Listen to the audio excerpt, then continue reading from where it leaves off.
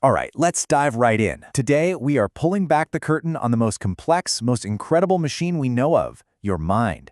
We're going to look at the actual physical hardware that creates your entire psychological world. So let's start with a question that I'm pretty sure every single one of us has asked. You know the feeling, right? You're stressed, you're anxious, and you tell yourself, just stop it. Just think positive. But it never really works, does it? Well, there's a really good reason for that. And the answer isn't about your willpower, it's about your wiring. And this idea right here, it just nails it. Think about it. All your thoughts, your feelings, your personality, that's all like software. But that software can't just float in thin air. It has to run on physical hardware. And that hardware is your central nervous system, your CNS. So to really get a handle on the mind, we've got to understand the machine it's running on first. Okay, so first up, we're going to look at the actual blueprint for this biological hardware. This is the system that is literally, right this second, creating every single thing you are thinking and feeling. So what is the central nervous system?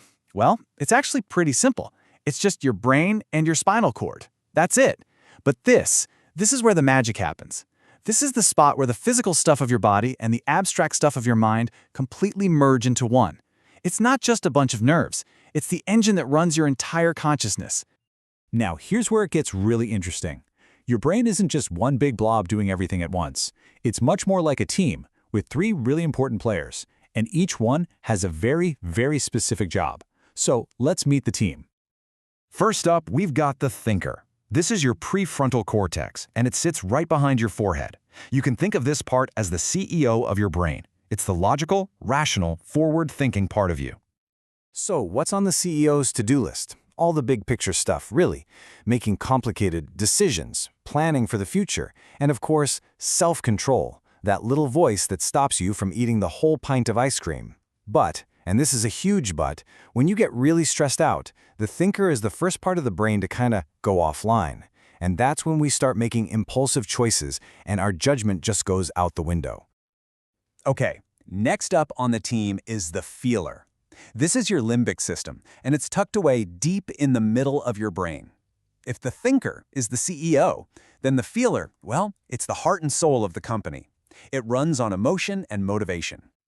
This system is in charge of your core emotions. It connects those feelings to your memories, and it's what drives your sense of fear and pleasure. And with this part, balance is absolutely everything.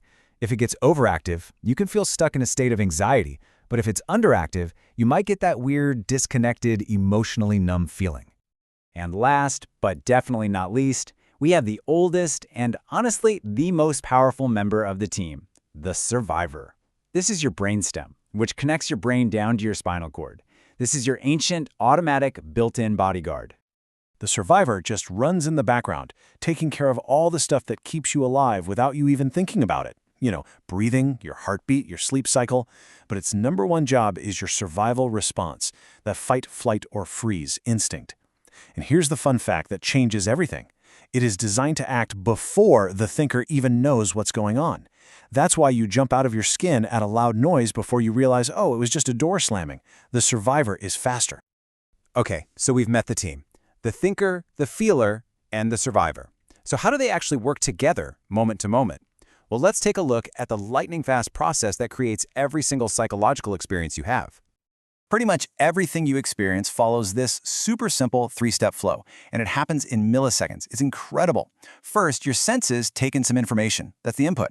Then your brain processes it to figure out what it means, and usually the survivor and the feeler get the first say. And finally, your system creates a response, an emotion, a thought, maybe an action. It's just this constant, super fast loop running all day long.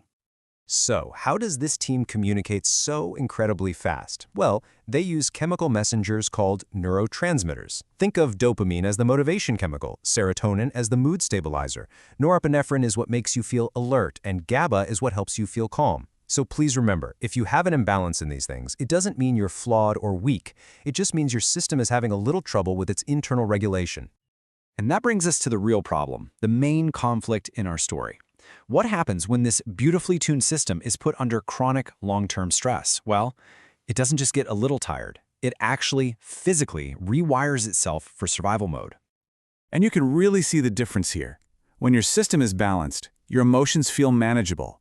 You can tap into feelings like joy, And you can focus. But in a stress system, the survivor's running the show. The whole system becomes hyper-alert, always scanning for danger.